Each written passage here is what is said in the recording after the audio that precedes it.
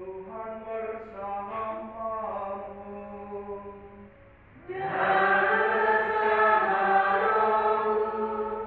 Inilah Injil suci menurut Yohanes.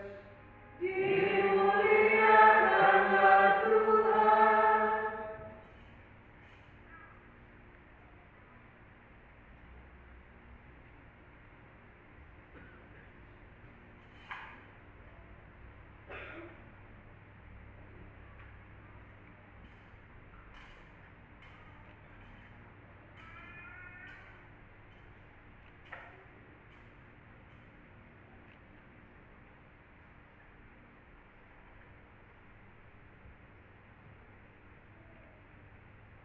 Pada mulanya adalah firman. Firman itu bersama-sama dengan Allah, dan firman itu adalah Allah. Firman itu pada mulanya bersama-sama dengan Allah. Segala sesuatu dijadikan oleh Dia, dan tanpa Dia tidak ada sesuatu pun yang telah jadi dari segala yang telah dijadikan. Dalam Dia ada hidup, dan hidup itu adalah cahaya manusia. Cahaya itu bersinar di dalam kegelapan, tetapi kegelapan itu tidak menguasainya. Datanglah seorang yang diutus Allah, namanya Yohanes. Ia datang sebagai saksi untuk bersaksi tentang cahaya itu, supaya melalui Dia semua orang menjadi percaya. Ia bukan cahaya itu, tetapi ia harus bersaksi tentang cahaya itu. Cahaya yang sesungguhnya yang menerangi setiap orang sedang datang ke dalam dunia. Cahaya itu telah ada di dalam dunia, dan dunia dijadikan melalui Dia. Tetapi dunia tidak mengenali Dia. Dia datang kepada miliknya, tetapi orang-orang miliknya itu tidak menerima Dia. Namun semua orang yang menerima Dia diberinya kuasa supaya menjadi anak-anak Allah, yaitu mereka yang percaya dalam namanya. Orang-orang yang dilahirkan bukan dari darah atau dari keinginan manusia, bukan pula oleh keinginan seorang laki-laki, melainkan dari Allah. Firman itu telah menjadi manusia dan tinggal di antara kita. Dan kita telah melihat kemuliaannya, yaitu kemuliaan yang diberikan kepadanya sebagai putra tunggal Bapa, penuh anugerah dan kebenaran. Yohanes bersaksi tentang Dia dan berseru, "Inilah Dia yang aku maksudkan ketika aku berkata, sesudah aku akan datang Dia yang telah mendahului aku, sebab Dia telah ada sebelum aku." Karena dari kepenuhannya kita semua telah menerima anugerah demi anugerah. Sebab hukum Taurat diberikan melalui Musa, tetapi anugerah dan kebenaran datang melalui Yesus Kristus. Tidak seorang pun pernah melihat Allah, tetapi Putra Tunggal Allah yang ada di pangkuan Bapa, Dialah yang menyatakannya. Demikianlah sabda Tuhan. Terpujilah Kristus.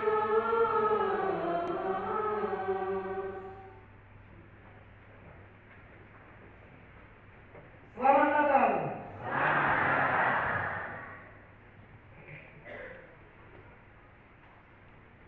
Tadi saya buka buku, lalu saya menemukan sebuah cerita yang mungkin bisa menolong kita untuk merenungkan kelahiran Sang Juru Selamat melalui bacaan hari ini. Ada seorang anak SD kelas 3 yang selalu diremehkan, disingkirkan dalam pergaulan oleh teman-teman sekelasnya. Dan mungkin ini karena dia tidak pandai, tidak pintar, juga dari keluarga yang sangat sederhana, juga dari penampilan fisik, ya, tidak terlalu menggembirakan. Penampilan fisiknya biasa-biasa saja.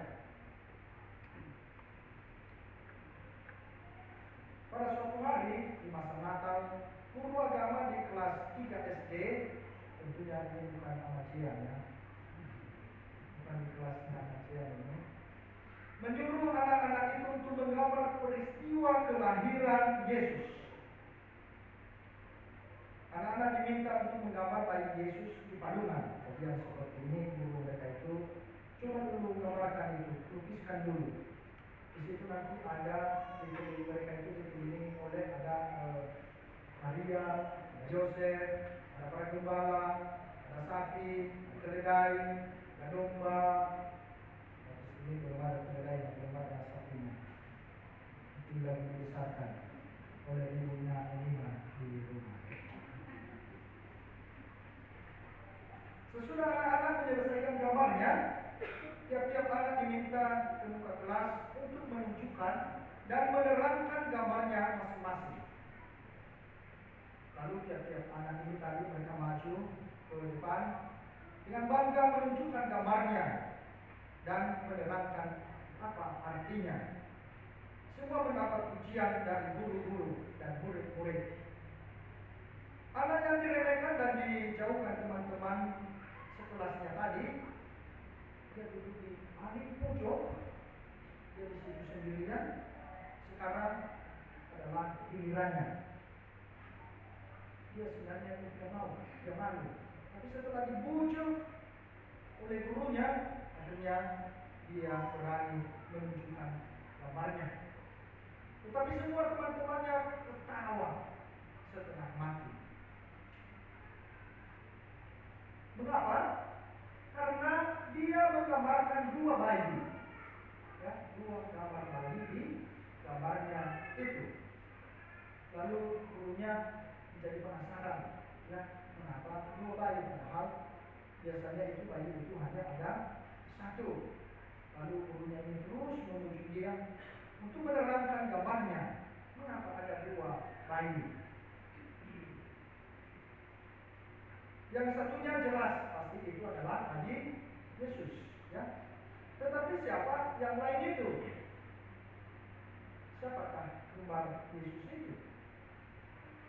Kalau di sini ya ada kembarnya kan, karena kembar tiga, apa kalau kembar tiga siang ya, kembar apa namanya? Nah, itu kembar besar, oh benar konstan Yesus dan Dewi atau dengan 3 hari kan, dan bisa masuk akal itu kalau. Tapi ini dua ya. Mungkin waktu itu juga di kelas itu tidak ada yang lain pada tanggal 25 itu. Lalu anak itu menggelengkan kepalanya. Dia tidak mau menerangkan gambarnya kepada teman-temannya. Itu dia tapi takut nanti ditertawakan oleh teman-temannya. Kalau dia menangis dan sambil begini itu ya, malu-malu, dan juga dia bermas-mas kertasnya itu. Dan sekali lagi karena dia malu dan karena dia terus dibujuk oleh gurunya ini, lalu dia mendekatkan dia ke telinga gurunya itu dan dia menangis. Dia mengatakan, yang satu itu adalah saya. Nah, saudara-saudara yang terkasih, rupanya dia ini membutuhkan teman, ya. Dia membutuhkan teman karena selama ini dia disingkirkan, selama ini dia diremehkan, selama ini dia tidak diperhatikan. Maka dia butuh ada yang memperhatikan saya, dan dia yakin yang bisa memperhatikan dia, ya, yang bisa ada bersama dengan dia adalah Yesus. Yang pasti Yesus bisa ada bersama dengan saya. Pada hari ini kita mendengarkan dari bacaan tadi, sabda telah menjadi manusia, telah menjadi daging dan tinggal di antara kita. Dia tinggal di antara kita. Dia meninggalkan kealahannya. Ya. Dia tidak mempertahankan kealahannya, yaitu kudus. Ya, yaitu kudus. Yaitu tinggi. Yaitu maha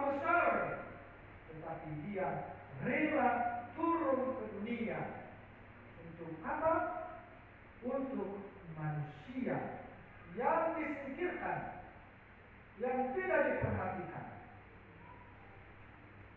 yang dilecehkan, dia datang untuk itu. Karena itulah dalam Matius namanya diberikan Emmanuel. Ya, namanya Emmanuel, Allah beserta kita. Jadi dia ada bersama dengan kita. Dan itulah yang kita rayakan pada hari ini, kelahiran Yesus di tengah-tengah kita. Tetapi bukan kelahiran yang mati, bukan kelahiran 2000 tahun yang lalu, bukan hanya kelahiran 2000 tahun yang lalu. Dan kelahirannya juga bukan kelahiran di tempat yang mewah, bukan di hotel. Yang mungkin kalau saat ini mungkin Maria mengatakan kepada Ibu Yusuf, bagaimana tempat kita ini? Begitu banyak hotel di sini, begitu banyak tempat di sini, tapi kenapa harus saya melahirkan di sini? Mungkin Yesus mengatakan, walaupun tempat ini sederhana tidak apa-apa, tetapi ada wifi. Nah, walaupun tidak ada istimewa tempatnya, tetapi ada wifi ya. Kalau sudah ada itu sudah aman, ada internet. Nah, saudara-saudariku yang terkasih, kelahiran Tuhan itu bukan dalam kemewahan yang kita lihat. Mungkin di sini ada tanda Natal, ada pernak-pernik, ada gerbang apa namanya itu ya, gerbang Natal itu ya. Walaupun hampir menggelisahkan bagaimana berdiri atau tidak ini, ya, ada pohon Natal, walaupun besarnya mungkin tidak berkembang. Nah, Pastor Paulus mengatakan bagaimana pohon Natal itu tidak besar-besar dia ya, tetap saja besarnya. Dan berbagai lagi kemewahan-kemewahan yang kita temui dan kita lihat pada masa Natal.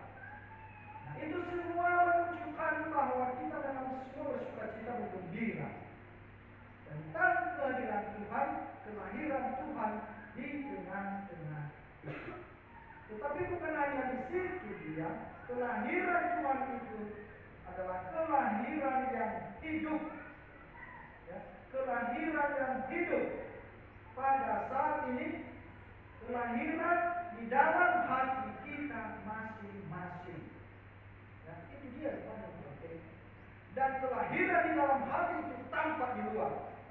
Kalau tadi itu dikatakan itu adalah cahaya yang menerangi semua orang, maka sekarang ini semua hati kita tidak ada yang gelap.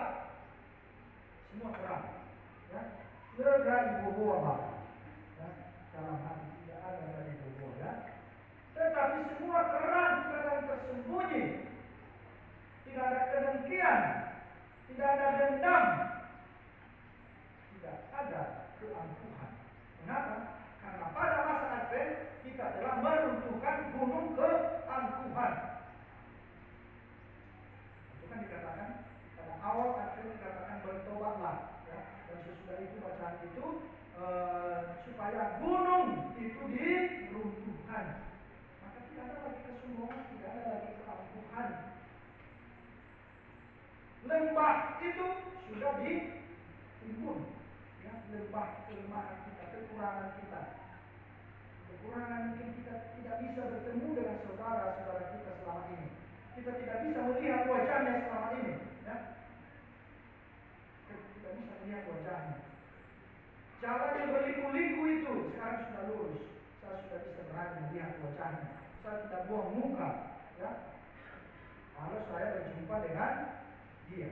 Itulah dia hati yang sudah diterangi. Sehingga terang semua. Tidak ada yang tersembunyi. Maka dengan itu semua terungkap di wajah. Terungkap di senyum. Menyebabkan senyum lebar kepada semua orang. Itu saja Natal. Jangan hanya karena Natal menjadi justru membuat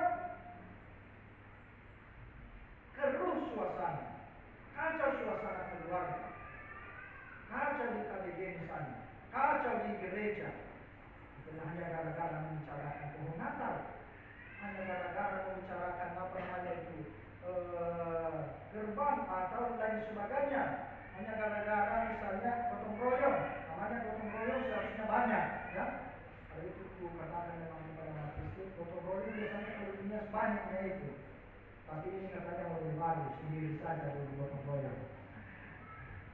Tapi sesudah itu rupanya besoknya akan gotong royong yang lebih banyak, ya. Tapi apapun yang terjadi dengan itu, jangan membuat kita menjadi gunung itu tetap ada di antara kita. Justru kita harus membangun jembatan untuk sesama kita. Ya, kalau jembatan itu, jembatan persaudaraan itu, ya, jembatan melakukan itu serta memulai umum, ya umum itu, maka tahu cara ini kami tahu, tapi ada maaf sekarang kita harus ganti jembatan, kita membangun terowongan seperti yang dikatakan oleh Paus kita Fransiskus yang disimbolkan persaudaraan universal antara katedral Jakarta dan Masjid Istiqlal. Dibangun terowongan, bukan membangun tembok, tetapi membangun terowongan, membangun perjumpaan. Dan itulah yang selalu harus kita wujudkan di paroki kita ini. Paroki Santo Fransiskus ini adalah persaudaraan itu. Semua harus nampak. Sehingga ketika kita gotong royong itu, tidak ada yang hanya melihat-lihat. Ya, semua turun. Ada yang menolak rumput, ada yang membuat buah natal, ada yang membuat pohon natal. Sekarang tidak ada yang tidak jadi semua KBG karena saya dengarkan dan itu sangat bagus ya. Berikan tugasnya masing-masing. Pohon natal KBG ini, kandang natal tugasnya ini, gerbang natal tugasnya ini. Sangat bagus, ya, sangat bagus. Walaupun hanya 2-3 orang, tapi kan sudah mereka mengatakan kan wakili dulu kita ya. Tahun depan pasti kami juga yang akan. Nah, disitulah dia Natal ketika saya terlibat, ya. Kalau yang di bagian mampu, ada Bapak Mario tanggung jawabnya itu. Di bawah itu. Jadi masing-masing ada peran. Jangan bilang bahwa tidak ada dia akan kesulitan, tapi masing-masing kita ambil peran, ya. Dan disitulah dia Natal. Dia butuh teman di situ, sama seperti anak kecil ini tadi. Dia butuh teman. Dan terusnya, untuk lebih jauh lagi adalah kita harus menjadi teman bagi orang-orang yang tidak diperhatikan. Khususnya menjadi teman bagi istri, menjadi teman bagi suami. Menjadi teman yang baik untuk suami, menjadi teman yang baik untuk anak-anak, menjadi teman yang baik untuk istri. Baru bisa menjadi teman bagi Santa Monica, teman untuk BK, teman untuk PDK karismatik, ya, menjadi teman itu baru, ya, menjadi teman dulu, menjadi saudara. Karena Yesus sendiri dia menjadi saudara, yang menjadi teman bagi kita, yang mengalami kehidupan kita. Ya, dia lapar, dia haus, dia menangis, dia ditolak, tetapi dia tetap menjadi cahaya, dia menjadi tetap terang bagi orang lain. Semoga saudara dan saudara yang terkasih, Natal ini membawa sukacita, membawa kegembiraan bagi kita semua. Semua gunung itu, semua lembah itu, semua yang berliku-liku itu, kita harap tidak ada lagi. Kalau ada pun itu hanya sebentar saja. Sesudah itu diluruskan lagi, karena selalu ada ya, yang mengorek supaya jalan itu tidak bagus. Walaupun jalan ke sana itu sudah dikasih pasir, ya, dikasih kerikil itu, tapi karena hujan berlubang lagi. Ya. Tapi harus ditimbun lagi. Dan itu yang kita usahakan di paroki kita ini. Nah, kita terus aktif sehingga memang di tahun 2025 Yesus sungguh sudah telah lahir bagi kita.